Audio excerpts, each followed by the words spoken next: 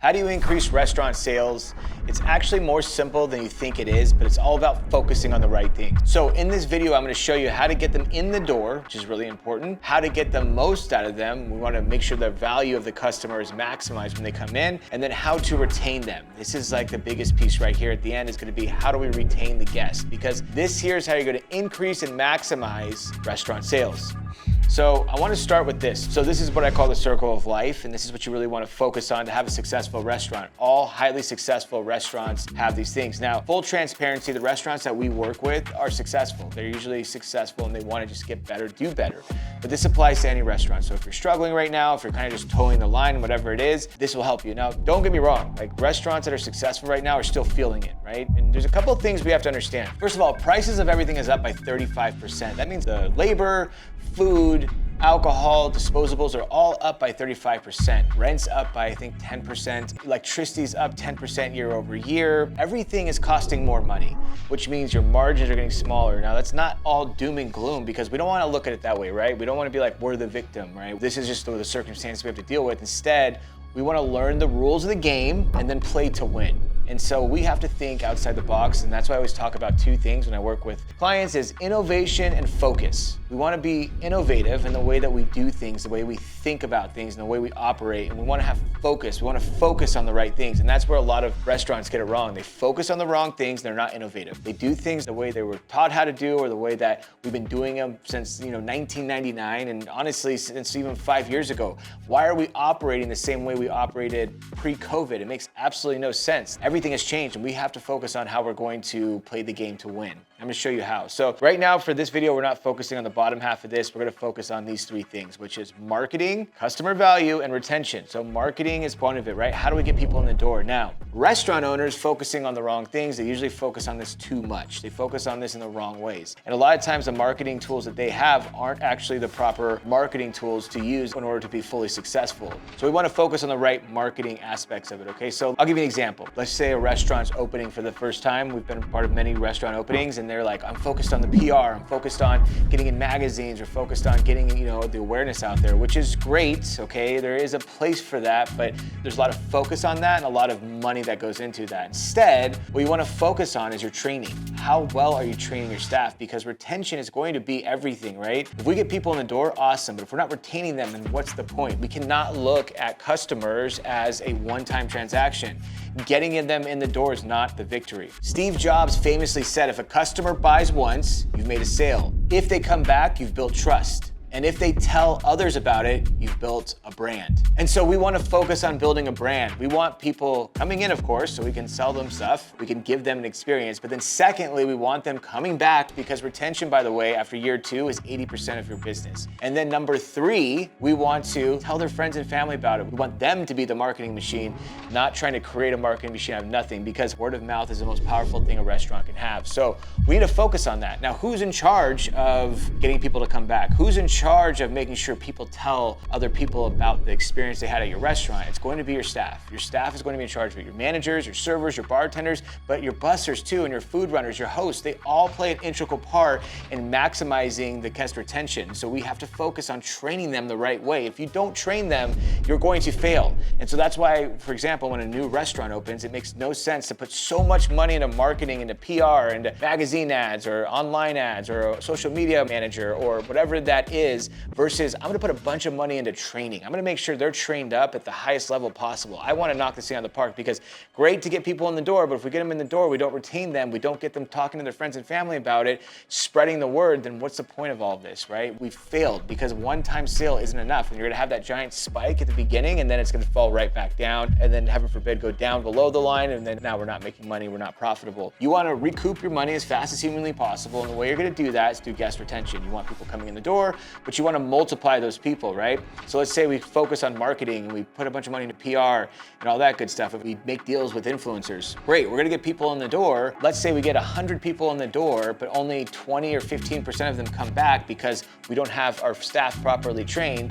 That means you just got 100 people in the door, but you've only turned 20% of them into repeat business, right? So that's 120 people, let's say. Or you have your training dialed down to a team. We wanna look at tripling our people that come in, right? So that's what you want to think about. Every time a customer comes in, that's an opportunity to triple them. We want to multiply them. So if you have 30 people come in because you're not focused on marketing, but you have the guest retention down, staff trained the right way, and all the metrics and your leadership team to develop to kind of support that, we want to focus on turning 30 into 90, then 90 into 180, and then so forth and so on. You can see the crazy snowball effect that that can create. Now, tripling it is a very high metric to aim for. Doesn't mean we shouldn't aim for it, we should. Those are the things that we want to focus on, is that we can do that. Now, how do we do that? Well, it's gonna have to be word of mouth. First, we're gonna have to get them to come back, so that one turns into a one, and then we get them to tell their friends and family about it, so their one turns into two, and then they leave a review. And if they leave a review, that gives us a chance to turn one into three, because now they're communicating with other people who have never been here and who don't know them.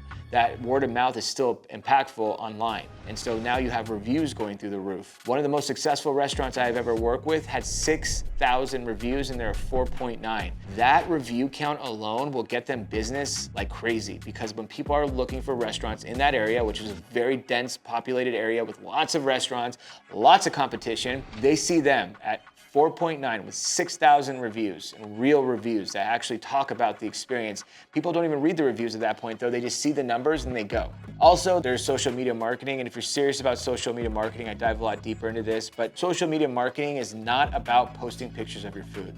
It's not about hiring some videographer to film cool content of like your drinks turning into different drinks as it flips over, or a burger that looks really good being made, or whatever it is. Those things don't matter. They don't translate into people coming into your restaurant.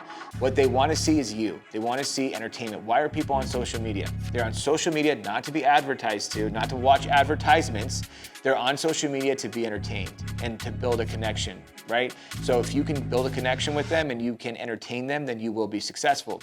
So we want to focus on our social media being about entertainment and about connection, right? Meet me, the owner. Meet Preston, the server. Meet Sean, the bartender, right? Meet Brian, the chef, right? And then have them not just sit there and go, hi, I'm the chef. We really focus on making farm-to-table food that's sustainable, and our steaks are, that's not gonna do it, right? That's a sales pitch, that's an ad. Instead, it has to be something funny that we put together, and you can look at Judy's Family Cafe. She has 400,000 followers. She serves pancakes in a rural area and not a nice restaurant, right? It's a cafe that's very basic. There's nothing special about it. Her pancakes look like normal pancakes. She never talks about what's in the pancakes or the different pancakes she has or anything like that. She just always ends it with, come try my pancakes, I have the best pancakes. That's it. But she has a comedic element to it beforehand, and she follows trends, and she gets in front of the camera, and she posts consistently, and she does the work. Now she has people that travel all around the world to go eat at her restaurant. They're full Monday through Sunday, open to close, right? In this tiny little area. She has brand deals. She's on TV. She's been on Fox, on CBS. She builds the ultimate awareness for her business. She didn't try to be cool. She didn't try and be cute. She didn't try and be this like creative thing. All she did was make a really good brand by putting herself in front of the camera, getting people to like her, build a relationship, making people laugh, entertaining people. And through that, people came. They're not like, I gotta go try those pancakes. That's not what it was about. They don't care about the pancakes. They wanna go meet Judy. They wanna go see the place all the filming gets done at. They wanna go be a part of the experience. She's built a brand. So that's part of marketing. Now, customer value is our next phase, and that's a really big one. I always talk about customer value all the time. This is a huge one. There's a couple of things. So for customer value, we have to make sure that we're maximizing it. Now, I'll tell you this right now, and you can use yourself as a case study probably for your own business, but also when you go in to eat at restaurants, they don't upsell. Restaurants don't upsell, and it blows my mind. They don't upsell, and I don't understand why. I don't get it. I don't understand what the whole philosophy is by that, but they don't. What a normal restaurant will do is they'll just ask passingly for their staff to upsell. Can you guys upsell? We want you guys to upsell. Make sure you upsell. Make sure you have a full ticket. Make sure you sell appetizers. Make sure you sell desserts. Sell premium spirits. Sell add-ons, whatever it is. And that's it. I'm hoping that they upsell versus I want to make upselling strategic and also part of the culture, which means it's non-negotiable. We all upsell here. That's what we do. But it's not enough to ask the staff to upsell, because that's where restaurants fail the most. It's like asking you to upsell. Like, the reason why people don't do it is because they don't feel comfortable doing it. They don't think it's possible. They don't think someone's gonna buy. They don't want to go through the effort. And so we're making it so it's not strategic enough for them. What we need to do is have a strategy where it's like, here's exactly how you do it. Here's when you do it. And then also we're gonna have KPIs set up to make sure that you are doing it. Because yes, not everyone's gonna say yes, but the important piece is that we're asking, or you are following the strategy that we've set up, or they're following the strategy that we've set up for them. And when they do that, your sales are gonna go through the roof. But we have to have it strategically set up. For example, asking someone if they want a premium liquor when they order a drink is the lowest form of upselling possible. Like, you don't even want to consider that an upsell. An upsell is when you sell steaks, for example, and I have a $10 steak butter add-on. Now that price might seem ridiculous, but this is where we get into the second part of maximizing customer value, is that we are always upselling to the best experience possible. Because that is our goal and our mission as a hospitality company, as a hospitality entity, is that we are here to give the guests the best experience possible. And with that, we are going to upsell to give them the best experience possible. And I use this example all the time. Even though it's not a restaurant, I went to Universal Studios way back in the day. Tickets were $99 back then. Well, when I went up to go buy the ticket, the gentleman at the counter said, by the way, do you want a front of the line pass? Do you want to add that? It's $120, which means it's 120% more money than the original item that I was buying, the ticket. Right away, I'm like, that's a lot of money. Definitely wasn't expecting that at all. That's a lot. I mean, you're talking about increasing what I was expecting to spend by 120%. But then he was like, but you get to go in front of the lines all day long. You don't have to wait in any lines, you don't have to wait in the hot sun. You can go on more rides. It just makes it much better. And I was like, God, that's a lot more money, but you know what? That sounds like a much better experience, so let me do that. So I bought the ticket, bought the front of the line pass. I had the best time. It was amazing. Just walking up in front of every single line, going through the exit line, going on every single ride. We went on so many more rides. It made the experience 100 times better. And now, A, I'll never not buy a front of the line pass. I don't even know if they offer them anymore, but when I went back, I'd always buy it. B, I was thankful. When I left, I'm like, I'm so thankful that he even recommended that because it was such a better experience. And that's what I'm talking about here. We're upselling to a better experience. Now look, asking someone if they want premium vodka or premium alcohol, whatever it is, premium spirit, is not going to do that. They're going to appreciate it on their own terms because I only drink Tito's, right? Or I only drink Bullet bourbon, whatever it is. But they're not gonna say, wow, that was such a better experience. I'm so glad he recommended that for me. We have to figure out ways to make the experience better, and that's where it becomes strategic. We have to strategically think about these things, right? Not hope, right? That's not strategy, and we don't hope that they'll just order more. We wanna be innovative. We wanna innovate a way to give them an experience where we can offer them an even better experience for more money, and yes, people will take it. Not everyone, but even if 50 or 30% of people take the upsells, now you're talking about increasing your sales every single day, or increasing your sales, and that's what it's all about, right? How do I increase my restaurant sales? This is the way you do it, right? These simple little things, but you have to put the thought and effort into actually creating that upselling process and strategy and system, which means menu design and menu engineering is very important, that we have menu engineering. Again, just going back to a really basic strategy of like, I sell steaks, people buy steaks all the time, I need to have steak butter, not just saying, oh yeah, there's some steak butter. So when they get the butter, they absolutely love it, A, and B, it's an easy upsell for the server. So we just say, we're selling bone marrow butter. So let them know, oh, if you get the filet, you have to get the bone marrow butter because there's no fat in the filet, it's nice and tender, it's a great cut, but there's no fat. So when you put that bone marrow butter on top of it, it adds that fatty flavor to it. And it's just like, you get the flavor of a ribeye, but you don't have to deal with any of the fat of ribeye. You don't have to cut around it or whatever, or anything like that. You just get the tenderness of the filet and the butteriness of the fat, the bone marrow. It's just a match made in heaven. You gotta try it. So those are little things that you can do to upsell, but you have to be strategic about it. Now, any restaurant can do this. Doesn't matter if you're selling Vietnamese food, doesn't matter if you're selling burgers and beer. You can add these things in strategically and be in an innovative way to be able to maximize the customer retention. But you have to sit down and say, okay, what's our PPA right now? What is it, $18, $30, whatever it is, how do we get it up by at least 5%? If we can just get it up by 5%, we can have this X amount of money a year that's coming in to offset that 35% cost of everything going up. And so we have to sit down and we have to think about it. Then we have to create training and systems to be able to train the staff on how to upsell it every time. And then we have to create KPIs to be able to monitor it. And we have to have the leadership developed in order to enforce all this stuff.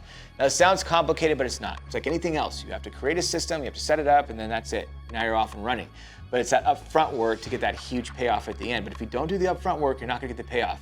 Like a lot of owners are thinking like, I want to increase restaurant sales. What's this like secret strategy? What's this simple thing that I can do? And what's this easy thing that I can do? Nothing's easy that's worth anything. It's simple. Do you want to outwork your competitors? Do you want to beat your competitors? Then you're going to have to be innovative and focused on the right things. You're going to have to be willing to do the work up front and build all the systems, and then everything else will pay itself off. So that's customer value. Now, after that, we're going into retention. Now, what's really important to understand is retention here is literally going to bleed into marketing, right?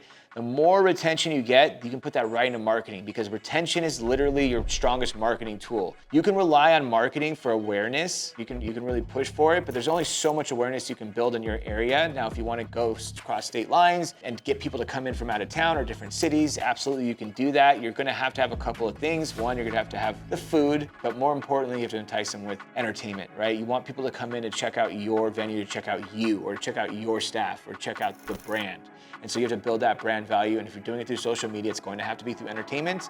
Usually comedy is the fastest, strongest, best way. I don't care if you're a fine dining restaurant, you can still add comedy to your business. And even luxury brands are doing it now, right? They're making funny reels to sell their brand and to get attention, and it's what works. But guest retention is gonna be solely focused on one thing, and that's a guest experience.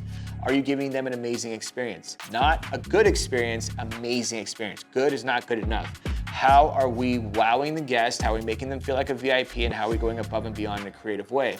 Now, when I say a win is when you exceed the guest expectations when they least expect it. It's really important. Normally, a guest is expecting you to exceed their expectations, right? I don't think they're walking into a restaurant thinking, 9 times out of 10, most of the time, they're not walking to a restaurant saying, they're just gonna meet my expectations, right? If you have a restaurant that's newer or a little bit more upscale or a little bit more expensive, right? They're expecting you to exceed their expectations. But even for a burger and beer place, they're gonna want you to exceed. They're at least gonna want you to exceed them. But what we wanna do is exceed their expectations when they least expect it, which means that we're gonna have to be thoughtful and aware to be able to do something for them that's outside the box, that's not a written rule, that's not something that we are normally doing. We wanna go above and beyond for them and find little tiny creative ways. Now, there's a lot of different ways you can do this. This doesn't necessarily mean it costs a lot of money or money at all. It doesn't mean that it has to be some grand gesture. It just has to be something that's thoughtful, where they go, wow, you exceed their expectations when they least expect it. I always use this analogy. If you're dating someone and they give you a gift for your birthday, you're like, thank you, I appreciate that. It means a lot, I like it. But if you're having a really hard day at work and you're having a really hard week and you come home and you're just defeated and you're tired, and the person you're dating, your significant other, pushes a gift across the table and says, hey, I just got you this because I know you're having a tough week and I want you to know that I love you and everything's okay. That gift is gonna have a way bigger impact than your birthday gift. You appreciate both of them, but this gift has such a bigger impact. It makes you go, wow, stops you for a second, it wows you. And so that is an example of exceeding someone's expectations when they least expect it, and that's what we have to do at every table. And again, well, Preston, how do we do that? It's a lot of work. We have to be innovative and focus on that thing. We have to focus on that. We have to make it. Do you think restaurants don't do that? Of course they do. The top performing ones do. The most successful ones, not the most expensive ones, the top performing ones. They do that because they understand the payoff is immense. You will be an unstoppable force because you have a whole army behind you, your staff, that you've got bought in and believing in what you're doing, understanding what you're doing, and being able to execute it. So this is the 3 things you want to focus on if you want to increase restaurant sales. There's nothing else to it. You have all the tools right now. You have all the tools at your disposal. You have managers, you have staff, you're paying them already. All you need to do is set up the systems and the training and the structure to do that. You have to be innovative and focused on doing that, but you just have to set it up. But you have to do that work. They can't do it for you, and they're not going to do it for you. You have to do it. You can't even expect a high-paying manager to do that, because managers, GMs, they are not designed to be creators. They're designed to be executors, right?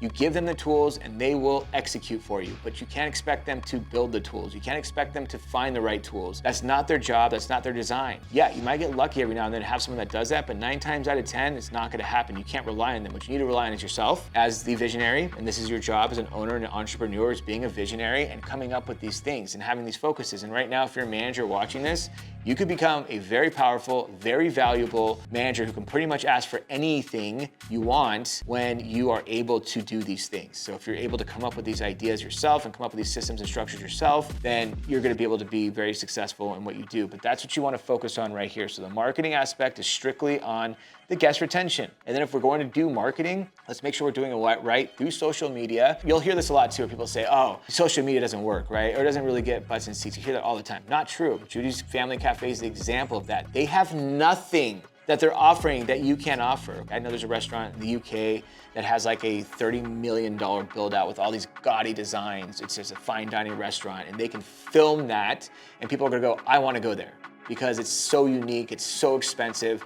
I wanna go just to see that, right? They have that luxury. And if you have that luxury, then yes, use social media to film that and get people to want to be there. But a $5 to $10 million build out's not gonna do it either, right? It has to be something that is so freaking unique that someone's like, I have to go there just to get a picture of myself in there. So we don't wanna rely on that. What we wanna rely on is what we can control, which is we can control creating entertainment to get people to start following us, to start building a brand and building a relationship with us, and then getting them to say, I wanna go there. I've been so entertained by this person, I like them so much, I'm enjoying them, I feel connected, I wanna go there just for them. Customer value, we have to set up the systems and training, the menu engineering to be able to maximize the customer value, and then retention. We're giving the guests the best experience possible. We're giving them hospitality. We're going above and beyond for them. We're wowing them every single time. If you do this, you will not have to worry about anything. As long as your food's coming out consistently, then you will be successful. You will scale. You will be ahead of 95% of your competition, because I can tell you right now, 95% of competition is not solely focused on this. They're focused on a million things. Their focus is so watered down by the time they get to this, it yields no results. And so focus on these three things.